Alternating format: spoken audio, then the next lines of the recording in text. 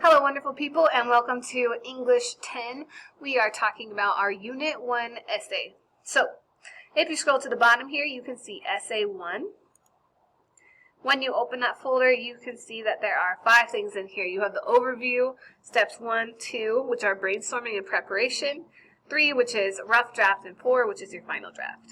If you start here, which I suggest you do, with the essay overview, you can see that our job for this assignment is to write an explanatory essay. Now, just like the very first thing we read in this class, we are writing using both narration and explanation. So the first thing we read in this class was the example text, which was called My Introduction to Gothic Literature. So anytime you want a good example, you're welcome to go back to that. That was in our English 10 textbook. That was the first text we read.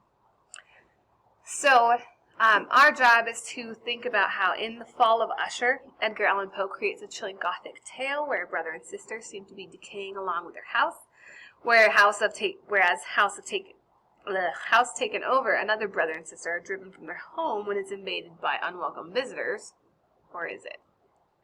Then lastly, our final text was the creators of How to Tell You're Reading a Gothic novel and pictures. They have infographic games with some scary elements of the Gothic tradition. So we are familiar with those 3. You're welcome to draw from any of those 3 when you're writing the explanatory part of our explanatory text. Your job is to now use your knowledge of the topic to write an explanatory essay about fear in life and literature. In addition to references to the text, you will incorporate an anecdote or brief story as evidence to support your central idea. So this is the overview about what our essay is. Here's the prompt. Use your knowledge of these texts and your own experience or observations to write an explanatory essay that answers this question. So your essay by the end should answer this question. How and when does imagination overcome reason? Now that was one of our discussion topics for each of the texts as we read them, so you should be familiar with this question already and thinking about it in House of Usher and in House Taken Over. Your job is to support your ideas with references to the selections in the whole class learning, those 3 we just talked about, as well as an anecdote or brief narrative from your own experience. It could also be from someone you know, from film or TV, or another literary work. So you yourself might not have experienced fear recently enough to remember to tell the story well. So you might draw from a scary movie you watched or a TV show. Halloween's coming up, so you might tell a story that someone else told you about how they visited a haunted house and it was terrifying for them. Your job then is to present the narrative as a specific example of a general idea. So the general idea is probably going to be your thesis, probably going to be your answer to this question. But the narrative is going to be a way to really focus in on the point that you're trying to make. Just like all evidence. So the elements that you want to have in this explanatory essay is going to be a central point. That's going to help people focus, i.e. a thesis, generally stated in the first paragraph. You're also going to be intentional to help readers understand the subject better. The subject is, of course, your answer to this question. How and when does imagine overcome reason?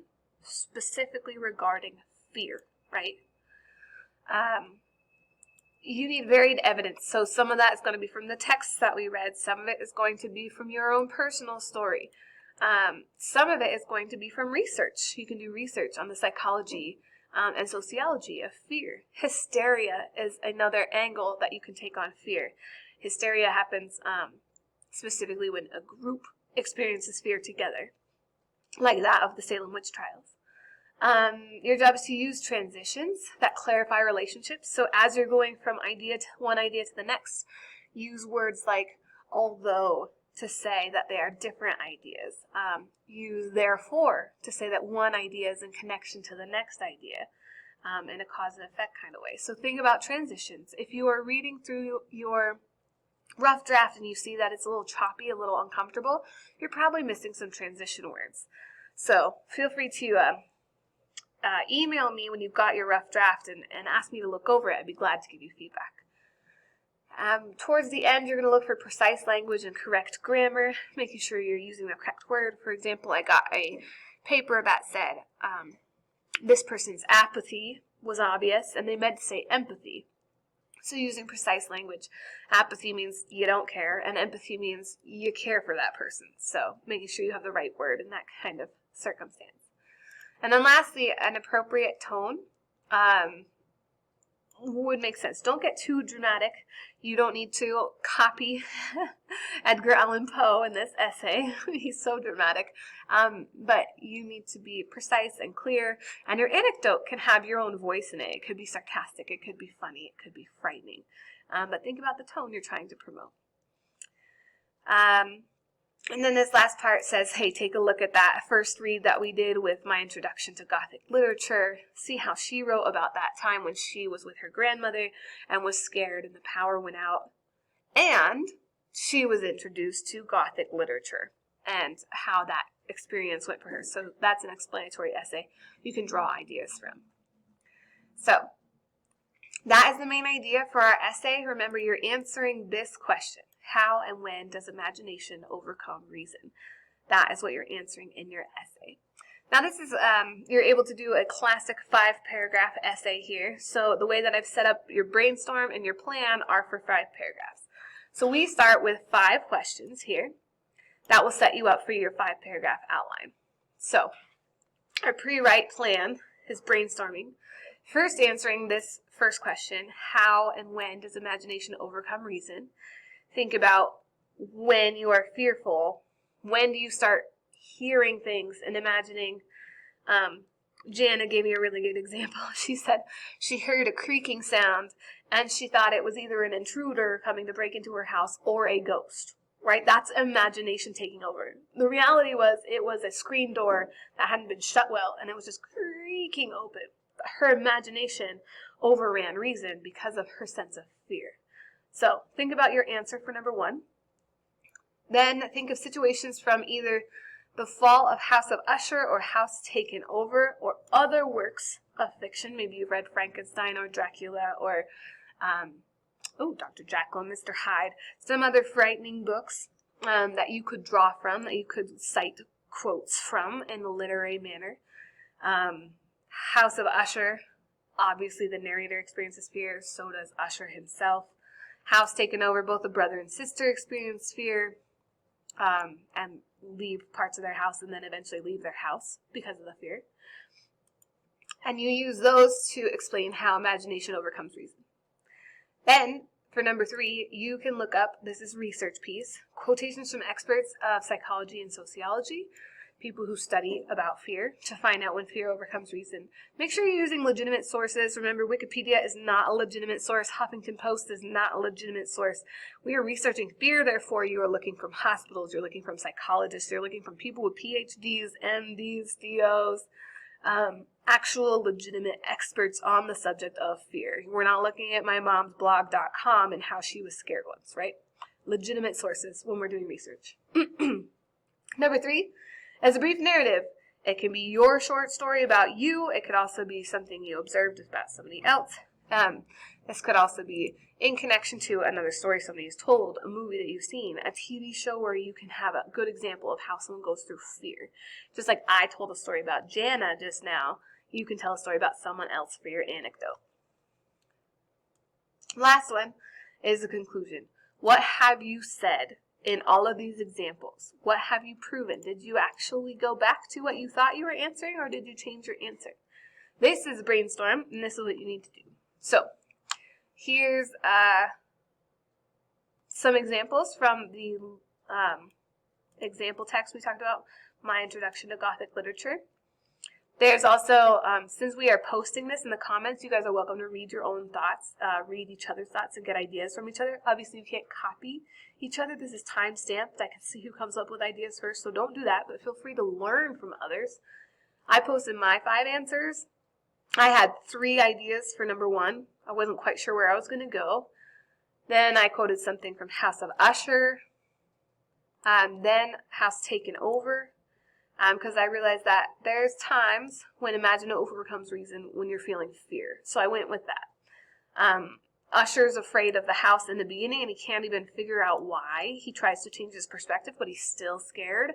So that's when imagination overcomes reason. In House Taken Over, the brother and sister, I don't use a direct quote in this bullet point kind of note, but I do say that they leave their house when they're scared, which really, shouldn't they have gone and checked? Could they have fought them off? Were there police? Could they have gotten guns? Told them to leave? I don't know. They don't even try. Number 3, quotations. I found a definition from the Oxford Dictionary. Others have found cites from Psychology Today or the Mayo Clinic to find out about fears or even specific fears people have. I use that to find out that, oh shoot, it could come down to a belief that you're in danger. And I was like, that's kind of changing my understanding of how I'm going with this essay. Then I talked about my scary basement neighbor. I later changed the story I wanted to use because that doesn't really go where I wanted it to go. Because my conclusion ends up being that fear causes us to believe we're in danger even if we're not. And so by the time I get to my next planning page and my rough draft, I shift it even more to focus on how fear can be something that we imagine to be causing us danger, not necessarily that is dangerous. Which didn't fit my original example, because I actually had a very scary basement neighbor and I had legitimate reasons to be afraid of him. So that wasn't a good example for the essay I was later writing. So then we plan out the essay, and again you have 5 questions because it's going to be a 5-paragraph essay. And the first question is just, what's your intro paragraph? What's your first piece of evidence, second piece of evidence, third piece of evidence, and what's your conclusion? Very similar to what we just did. In fact, you can almost copy-paste your ideas, but this time, since it's planning, you actually want to have legitimate wording so that you can use it in your rough draft. So my introduction paragraph is now, imagination overcomes reason when you feel fear and allow yourself to believe you're in danger. So I honed it down to that idea that you're believing you're in danger. I chose my first piece of evidence to be the Oxford Dictionary definition because I want to roll with that. So I had to start with my quote here from the dictionary as opposed to my quote from a text. Then I went to House Taken Over to use that example as opposed to my House of Usher example because I felt my House Taken Over example was better. And then when I actually write the rough draft, I actually used a quote from that text. But this is just planning, so it's an idea. And then lastly, I use that same anecdote about the scary basement neighbor. It's not till the rough draft that I realized that's not as helpful as another scary story. And my conclusion then is fear causes us to believe we're in danger even when we're not, and we allow imagination to overcome reason. We listen to the fear instead of looking for facts. And that's almost verbatim what I had in my first brainstorm. So you can see how now we've gone from a brainstorm to an actual plan. Now we can write the rough draft, which is where we go next. Pardon? This is not something you share in the comment box. You actually submit it. It's a rough draft. It should be an essay. You're going to write it in Google Docs, and then when you do paste it, when you do put it into the submission, it should look like an essay. So this is just a copy and paste of your assignment. Remember, we're talking about how and when does imagination overcome reason, not new news. Here's an example of a rough draft. This is taking all of my brainstorming and then my planning and turning it into actual sentences and paragraphs. We indent here at the beginning of each paragraph, but when I posted it here on Schoology, it wouldn't let me, so I instead did this enter so that you could see where the paragraphs end. It is up to you which one you want to use. MLA formatting says use the indent using the tab button here. So if you want to get used to using their style, please do that. That's how colleges are done. English classes are done, but I don't care. So your rough draft, you have your intro paragraph that gets to your answer of the question. My answer is, this is where imagination overcomes reason. We feel fear, and it allows us to believe we are in danger, even when we're not. So essentially, I went from 3 theses to 1 that I worked on twice and came up with this one. So I went through a cycle of figuring out what I was saying in my essay, and it's a process. That's how writing always is. We're always growing, stretching, and learning.